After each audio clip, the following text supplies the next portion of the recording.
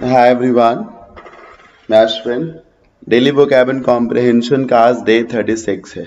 आइए आज की क्लास को शुरू करते हैं।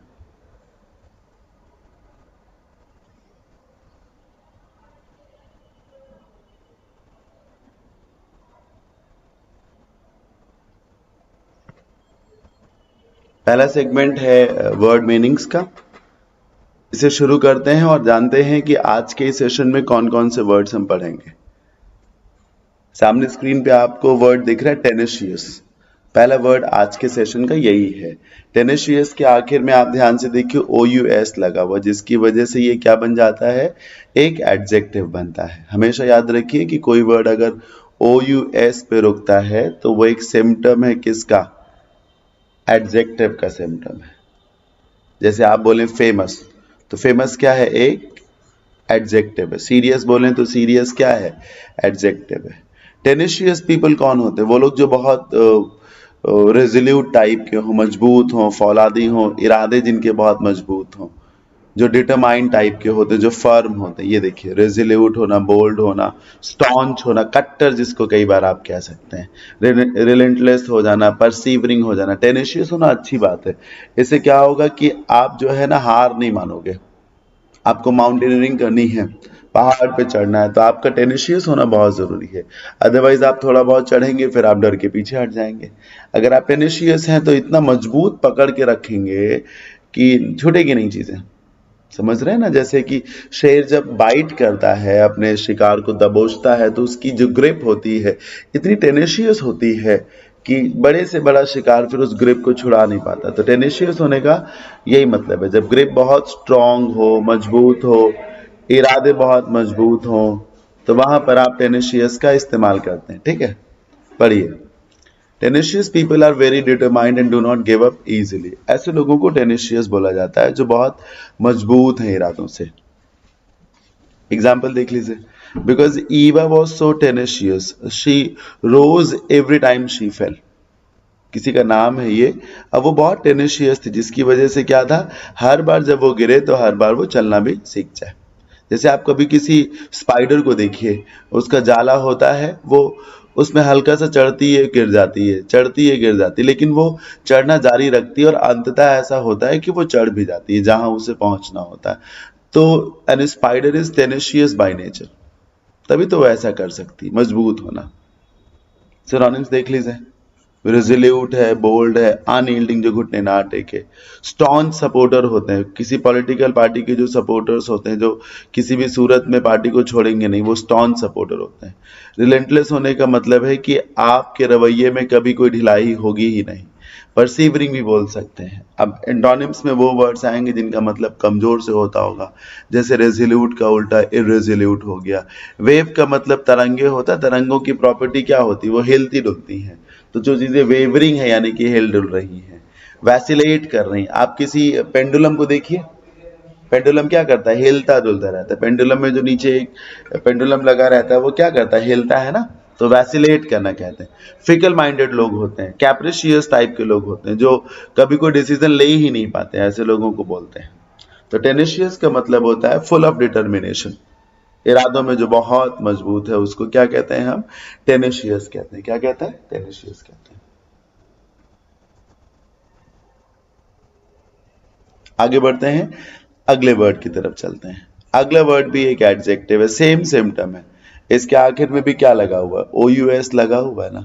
ये भी एक एडजेक्टिव है। इम्पिक्यूनियस किसको कहते हैं, someone who is impecunious has very little money, यानी कि जो गरीब है, जिसके पास पैसा नहीं है, उसे बोलते हैं क्या, इम्पिक्यूनियस। जिसके पास ना के बराबर अमाउंट ऑफ मनी हो, रुपया ना हो, पैसा ना हो, उसे बोलते हैं हम इम्पिक्यूनियस। अभी अभी आपने जो पिछला वर्ड पढ़ा ना, टेनेशियस, जिसका नाउन वर्जन टेनेसिटी होता है, सब बहुत इंपॉर्टेंट वर्ड है। एग्जाम्स के नजरिए से बहुत इंपॉर्टेंट वर्ड है। कंपेरेटिवली इम्पिक्यूनियस उतना इंपॉर्टेंट नहीं है, टू बी वेरी फ्रैंक। भले मैं इम्पिक्यूनियस को भी आपको पढ़ा रहा हूं, पर मैं बताऊंगा, बोलूंगा कि ये उतना इंपॉर्टेंट नहीं है, ये भी इंपॉर्टेंट। लेकिन अगर आप दोनों को मैच करेंगे तो वो ज्यादा ही इंपॉर्टेंट है। इम्पिक्यूनियस कमजोर को बोलते हैं।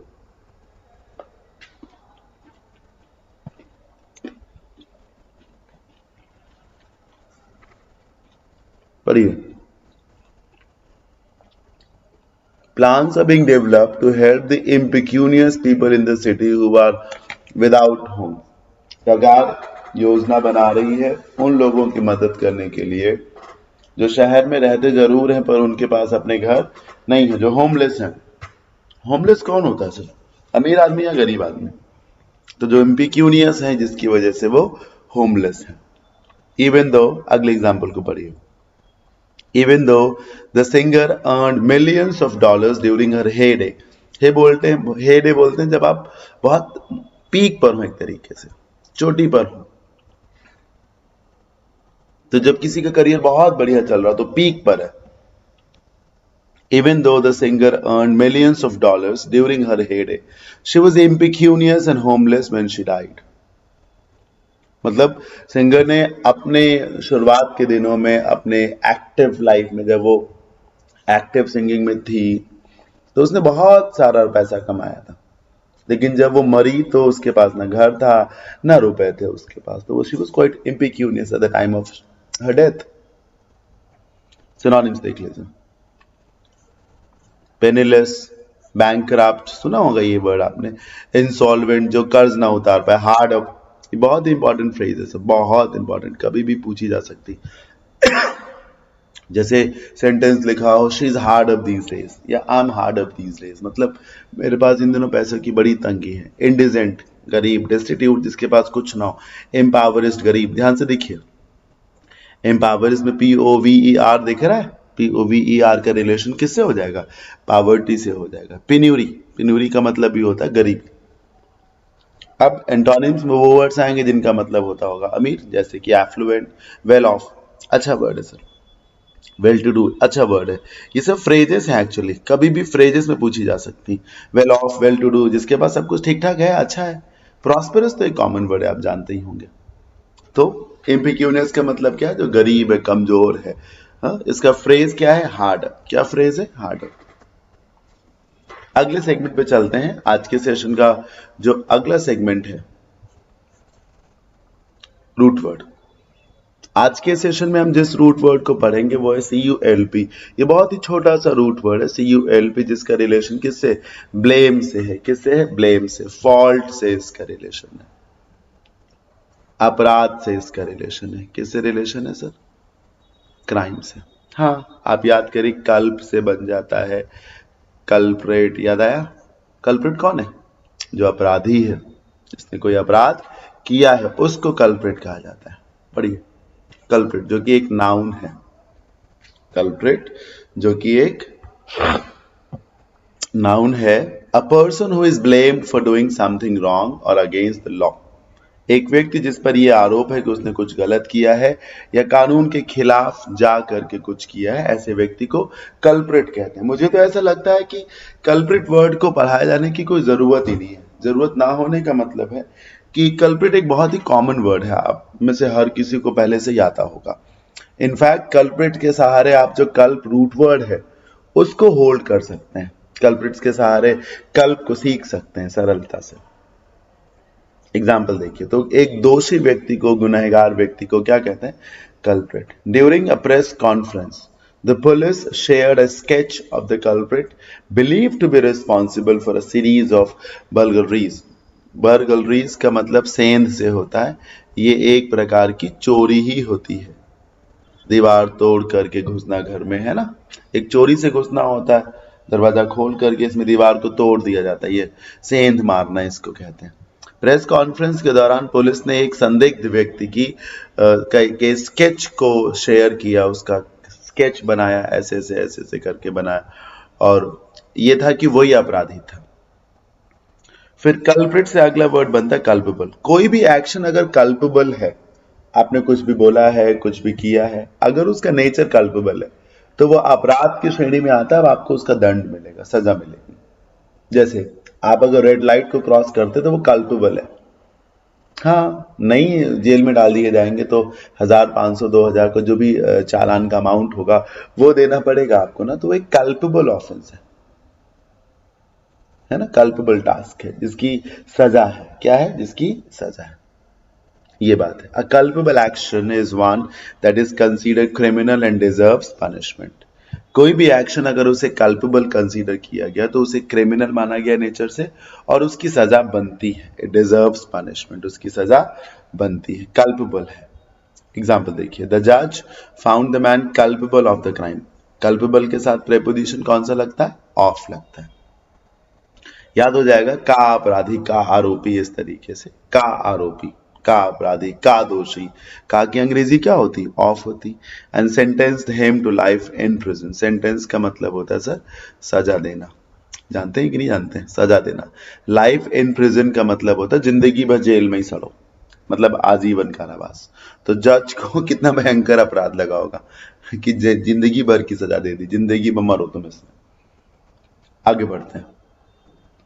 इनकल्पेट और एक्सकल्पेट, ये इस रूट वर्ड के आखिरी दो वर्ड, टोटल में 4 ही वर्ड्स हैं। इनकल्पेट और एक्सकल्पेट एक दूसरे के उल्टे हैं। पहली बात, दोनों के आखिर में क्या लगा हुआ है? टी लगा ना, इसके चलते ये दोनों क्या है? वर्ब है। ये पहली बात है, क्या है? दोनों वर्ब है। दूसरी बात, इनकल्पेट, इन से एंट्री हो जाएगा, एक्स से एग्जिट हो जाएगा। कल्प का मतलब आरोप से है, अपराध से है, जुर्म से है।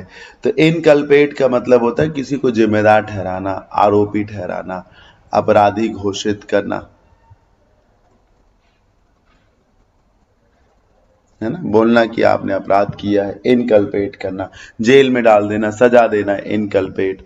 और एक्सकल्पेट का मतलब है ये बोलना कि आपने अपराध नहीं किया है, मतलब ये बोला जाएगा कि आप निर्दोष हैं। जब इनकल्पेट किया जाएगा तो ऐसा किया जाएगा कि ये साबित किया जाएगा कि आपने गुनाह किया है, और जब एक्सकल्पेट किया जाएगा तो ये माना जाएगा कि वो सारे गुनाह झूठ मूठ के आरोप लगाए गए हैं, आप आरोपी हैं ही नहीं, तो आपको एक्सकल्पेट कर दिया जाएगा, बरी कर दिया जाएगा। पढ़िए, to charge with a crime or other wrongful act, जब ये माना जाए कि आपने कोई अपराध किया है तो आपको इनकल्पेट किया जाएगा।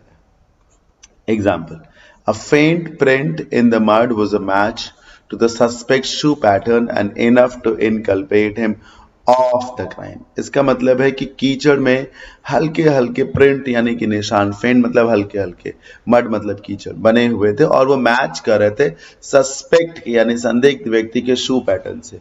वो जो हल्का सा कीचड़ में निशान बने हुए थे जूतों के, वो संदिग्ध व्यक्ति के शू पैटर्न से मैच कर रहे थे, और उतनी सी बात से पता चल गया कि इसी ने अपराध किया है और फिर उसी को सजा दी गई, उसी को इनकल्पेट किया गया। एक्सकल्पेट, फ्री कर देना किसी को अपराध से। Miss Neeru spoke up for, speak up for का मतलब होता है किसी की तरफ से बोलना, स्पीक अप बोलना, फॉर किसी की तरफ से बोलना मतलब किसी का समर्थन करना।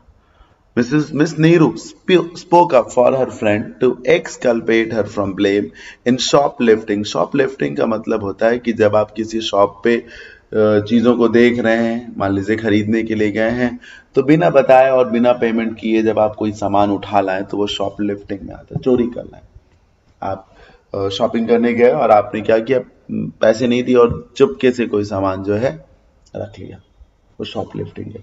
जैसे दुकान पे, आप पेन की दुकान पे गए, आपने पेन का पैसा नहीं दिया और कल धीरे से आपने उसको पॉकेट में रख लिया, ये दिस इज कॉल्ड शॉपलिफ्टिंग।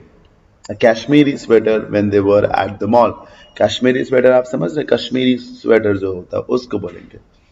तो उस पर आरोप लगा होगा कि उसने ऐसा किया है शॉपलिफ्टिंग करते हुए, तो मिस नीरू ने उसकी फ्रेंड की तरफ से बोला और कहा नहीं है, उसने ऐसा नहीं किया, तो उसे एक्सकल्पेट करने या कराने में मदद पहुंचाई, इसको कहा जा सकता है।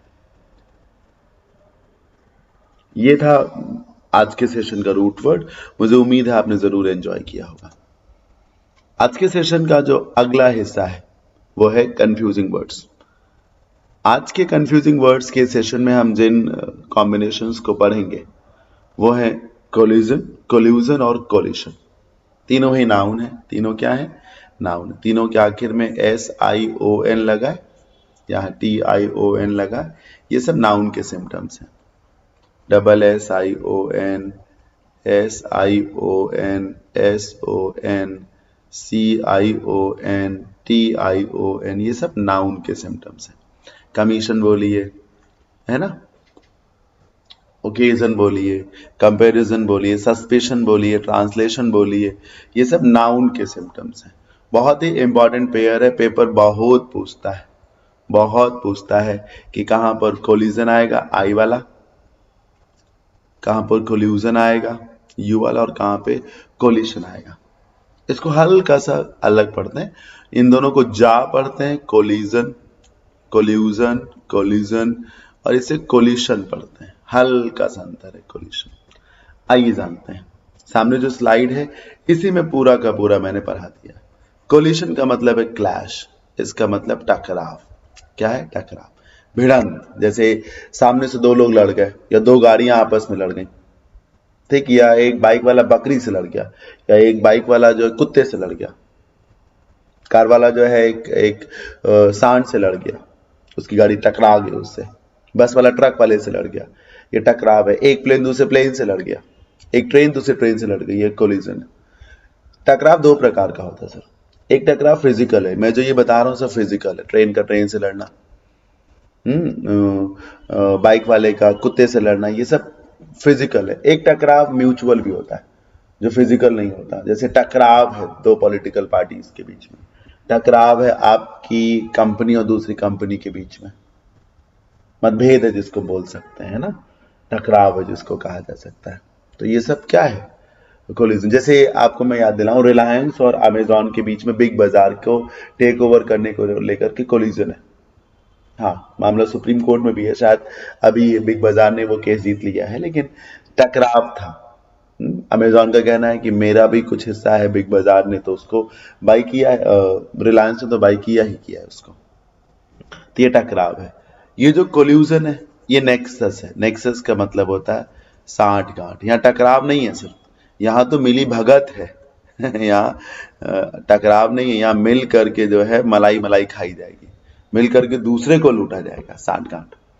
अगर आप कोल्यूजन से घबरा रहे हो कि याद कैसे रखेंगे, जैसे यहाँ आई लगा हुआ है, यहाँ यू लगा हुआ है, तो मैं आपको बताता हूँ नेक्सस में क्या है, बताइए, यू है। आप कोल्यूजन के बजाय नेक्सस को लर्न कर लीजिए। नेक्सस का मतलब होता है पार्टनरशिप, साठ गांठ, मिली भगत, और नेगेटिव है ये वर्ड, ये जो कोल्यूजन है नेगेटिव है, ये याद रखिएगा। मैंने हिंदी में सामंजस्य नहीं बोला सर, सामंजस्य एक सकारात्मक शब्द हो सकता है, मैंने साठ गांठ या फिर मिली भगत बोला क्योंकि ये नेगेटिव ही है। मिली भगत जैसे पुलिस और शराबियों के बीच में मिली भगत हो, चोर और पुलिस के बीच में मिली भगत हो, नेता लोग और पुलिस के बीच में मिली भगत हो, साठ गांठ जिसको कहा जा सकता है, समझ रहे हैं ना, इसको कहा जाता है। जो ड्रग बेचते हैं वो लोग, और जो ड्रग सप्लायर्स हैं, और जो पॉलिटिकल क्लास है, उसके बीच में कोल्यूजन हो, मतलब वो उन चीजों की पार्टनरशिप जिससे समाज को नुकसान है, तभी तो मिली भगत साठ गांठ होगी। और ये जो कोलिशन है, अलायंस, साझा सरकार को बोलते हैं सर। कभी गौर करिए सर, अक्सर अभी हिंदुस्तान की राजनीति ऐसी हो गई है कि एक पॉलिटिकल पार्टी को तो मैंडेट मिलता ही नहीं है, जनादेश मिलता ही नहीं है। कहीं भी ले लीजिए, महाराष्ट्र में ले लीजिए, हर जगह ही ले लीजिए। कुछ जगहों पे ऐसा होता है कि बन जाए, जैसे कि दिल्ली में देख लीजिए, चंडीगढ़ में देख लीजिए, यूपी में देख लीजिए, लेकिन अक्सर ऐसा होता है कि मेजॉरिटी में कोई पॉलिटिकल पार्टी नहीं आती है, मैंडेट उसको नहीं मिलता क्लियर, तो दो तीन पार्टियां मिल करके सरकार बनाती हैं। इससे पहले सेंटर में यूपीए था, है ना, यूनाइटेड प्रोग्रेसिव अलायंस, और ये एनडीए है, नेशनल डेमोक्रेटिक अलायंस। इसमें बीजेपी सिंगल लार्जेस्ट पार्टी है, लेकिन सिर्फ बीजेपी का ही रोल नहीं है, और भी छोटे छोटे बड़े बड़े दल भी हैं इसमें, अकाली दल है, अपना दल है, the many other political parties. तो ये कोलिशन है, क्या है? कोलिशन है, साझा सरकार। कोलिशन का पर्पस पॉजिटिव है, सरकार कोई गंदी चीज नहीं है सर, सरकार एक सकारात्मक व्यवस्था है, संगठन एक सकारात्मक व्यवस्था होता है। तो ये पॉजिटिव वर्ड है और ये नेगेटिव वर्ड है। आप देखिए एग्जाम्पल्स तीन दिए मैंने। The pilot avoided a collision by changing course. Course मतलब होता है रास्ता। पायलट को कहीं से पता चला कि सामने इसी रास्ते से एक दूसरा प्लेन आ रहा है, तो फिर पायलट ने क्या किया, अपने प्लेन का रास्ता बदल दिया ताकि कोलिजन ना हो सके, ये क्लैश, टकराव, भिड़ ना जाए, दोनों प्लेन आपस में लड़ ना जाए। सही लिखा है ना? अगर यहाँ पे कोलिजन की जगह कुछ और कर दीजिए गलत हो जाएगा। अगला देखिए, the police for operating in collusion with drug dealers. Police कैसे काम कर रही थी? ड्रग डीलर्स के साथ मिल करके। लो, ड्रग डीलर्स नकारात्मक, पुलिस साठ गांठ हुई कि नहीं हुई? साठगांठ के लिए क्या आएगा? कोल्यूजन आएगा। पुलिस साठगांठ के साथ काम कर रही थी इसीलिए कोल्यूजन आ गया। अगला देखिए, the two parties have united to form a coalition, I am sorry. ये देखिए political parties to run the government. ये देखिए सरकार बनाने के लिए दो राजनीतिक दलों ने क्या किया? एक अलायंस बना लिया, एक संगठन, एक कोलिशन बना लिया। तो जिससे टकराव हो वो COLLI वाला कोलिशन है। जो मिली भगत साठगांठ के लिए, लूट करने के लिए, वो EU वाला कोलिशन है।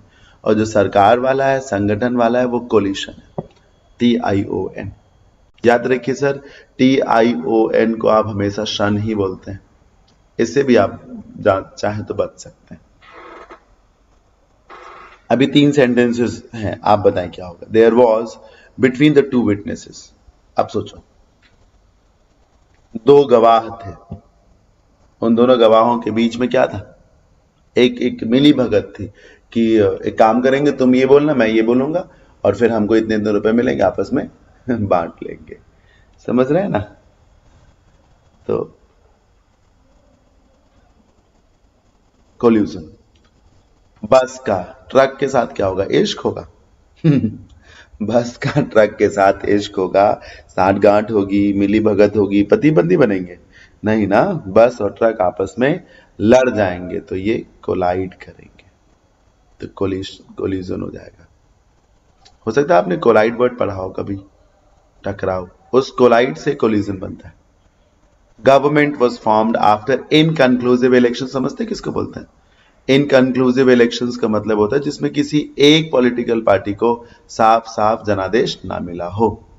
ठीक, तो ऐसे में साझा सरकार बनाई जाती है ना, तो वो कोलिशन गवर्नमेंट बनेगी। कैसी गवर्नमेंट बनेगी बॉस? कोलिशन गवर्नमेंट बनेगी।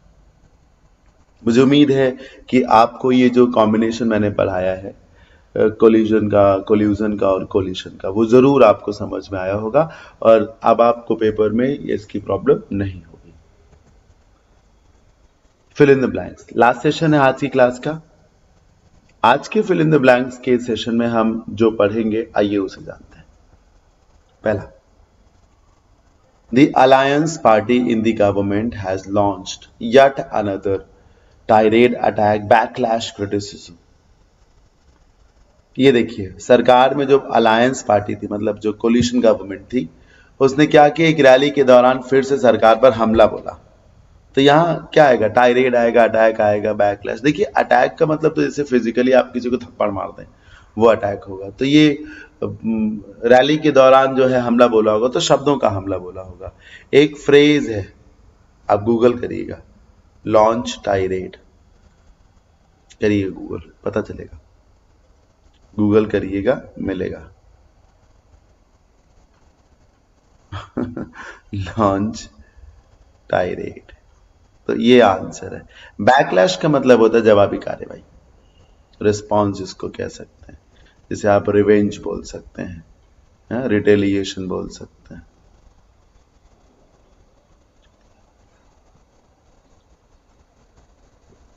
Number 2, hand washing is the cheapest वे।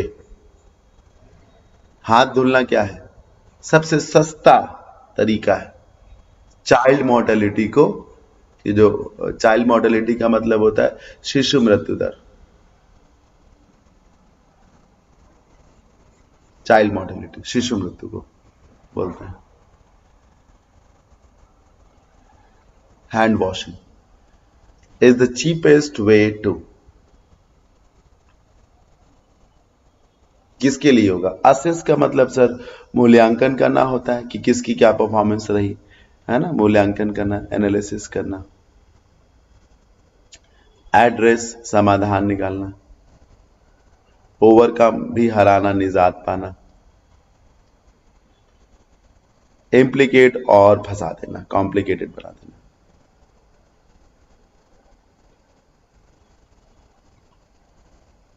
ये हो जाएगा। देखिए सर, मैं आपको बताता हूं, ये जो चाइल्ड मोर्टेलिटी की समस्या है, इशू को सर एड्रेस किया जाता है। क्या किया जाता है? एड्रेस। ओवरकम किया जाता है किसी चैलेंज को, किसी डर को। जैसे किसी को डर है पानी का, तो फिर उसको क्या किया गया? उसके कोच ने स्विमिंग पूल में धक्का देके फेंक दिया, ताकि वो क्या करे, अब अपने उस डर को हराए उस डर को, ओवरकम करे, हराए उस डर को। ठीक। एक बात याद रखिएगा कि ईशु के लिए जिस डेडिकेटेड वर्ब को बनाया गया वो क्या है, एड्रेस है। ईशु हमेशा एड्रेस किया जाता है, प्रॉब्लम को सॉल्व किया जाएगा, इम्प्लीकेट और चीजें कंफ्यूजिंग बना दी जाए। Number 3, she paid a flying visit. Flying visit का के दो अर्थ हो सकते हैं, एक तो उड़ के आया, उड़ के चला गया, मतलब छोटी विजिट को बोल सकते हैं फ्लाइंग विजिट, और दूसरा बाई एयर आना। फ्लाइंग विजिट का ये मतलब हो सकता है कि कोई बाई एयर आया, कहीं से मुंबई आया, या जल्दी से आया, उड़ के आया, कुछ देर के लिए आया। चिड़िया उड़ के आती, कहीं बैठती तो देर तक नहीं बैठी रहती, थोड़ी देर के बाद वहां से हट जाती है। तो she paid a flying visit to Mumbai to see her sick father, ill father, unwell father, ailing father. कोई व्यक्ति अगर बीमार है तो उसको सब कह सकते हैं, सिक बोल सकते हैं, इल, अनवेल सब बोल सकते हैं। एलिंग आंसर होगा, क्या होगा, एलिंग आंसर होगा। देखिए नाउन के पहले जो एडजेक्टिव लगता है वो एलिंग है, बाकी फादर ना लिखा हो, नाउन ना लिखा हो, जैसे कि कोई कह रहा है वो बीमार है तो ही इज इल हो जाएगा, बीमार है ही इज अनवेल हो जाएगा, ठीक, बीमार है ही इज सिक हो जाएगा। नाउन बाद में जो आ रहा है ना यहाँ पर, नाउन, उसकी वजह से फिर एलिंग लगेगा। ये एडजेक्टिव जनरली अपने बाद नाउन नहीं रखते, ये एडजेक्टिव जनरली इल है, सिक है, अनवेल है, अपने बाद नाउन नहीं रखते। यहाँ पे नाउन है, मतलब जो बीमार है वो पहले आ जाएगा, फिर ये आएंगे, और नाउन के पहले एलिंग आता है, ailing politically too. Number 4, in a bid to, ये एक फ्रेज है जिसका मतलब होता है के इरादे से। इन अ बिड टू का मतलब क्या है, के इरादे से। नोट्स बनाते हुए चला करें। Iron out, meddle with, pull up, put in the objective behind the incident. अब आप समझो, घटना के पीछे जो उद्देश्य रहा होगा, उस उद्देश्य का पता लगाने के लिए इन्वेस्टिगेशन टीम ने क्या किया, संदिग्ध व्यक्ति के स्टेटमेंट को 3-3 बार रिकॉर्ड किया। तो जो घटना घटी थी, उस घटना के पीछे का जो मकसद था, वो जो उद्देश्य था, मकसद, उसका पता लगाने के लिए इन्वेस्टिगेशन कर रही टीम ने संदिग्ध व्यक्ति के स्टेटमेंट को 3-3 बार रिकॉर्ड किया। संदिग्ध व्यक्ति के स्टेटमेंट को 3-3 बार, तो पता लगाने के लिए आयरन आउट फ्रेज है, कॉम्प्रिहेंड करना, पता लगाना। मेडल विद, उलझना, don't meddle with, meddle with मतलब परेशान होना, तंग हो जाना। पुल अप, डांटना। the headmaster pulled up the teacher, इस तरीके से। the government pulled up the school for not following the guidelines, डांटना। put in, झोंकना, प्रयास झोंकना हो सकता है, पैसे झोंकना हो सकता है। किसी बिजनेस में आपने अपनी सारी ताकत लगा दी, ऊर्जा लगा दी, सारी सेविंग्स लगा दी, पुट इन किया एक तरीके से। ये सब बढ़िया फ्रेजेस है, पूछी जा सकती। पुल अप, डांटना फटकाना, पुट इन, झोंकना, मिडल विद, उलझना, ठीक। Last, fill in the blank को पढ़िए। The project, all highways free from railway crossings. इस प्रोजेक्ट का क्या उद्देश्य है कि सारे नेशनल हाईवेज को रेलवे क्रॉसिंग से मुक्त कर दिया जाए। इसमें कुछ नहीं करना, एम एट होता है, फ्रेज है, एम के साथ प्रेपोजिशन एट लगता है, बस इतना याद कर लीजिए। फॉर गलत, टू गलत, ऑन गलत, खाली एम एट ही होता है। एम के साथ क्या लगता है, एट लगता है, तो एम एट हो जाएगा। इस तरीके से सेशन ओवर हो जाता है। होपफुली आपने जरूर एंजॉय किया होगा। जो भी पढ़ाया जा रहा हो उसे नोट्स में लिखते हुए चला करें, कहीं ना कहीं उसके साफ सुथरे नोट्स बनाएं, चीज़ों को स्पेशल मेंशन करके रखें ताकि रिवीजन के समय आप सीधे उनको रिवाइज कर सकें। So thank you so much friends for watching this video. I hope आपने एंजॉय किया होगा। Bye bye, take care, keep learning, stay positive and stay blessed. जय भोलेनाथ, जय शिव शंकर।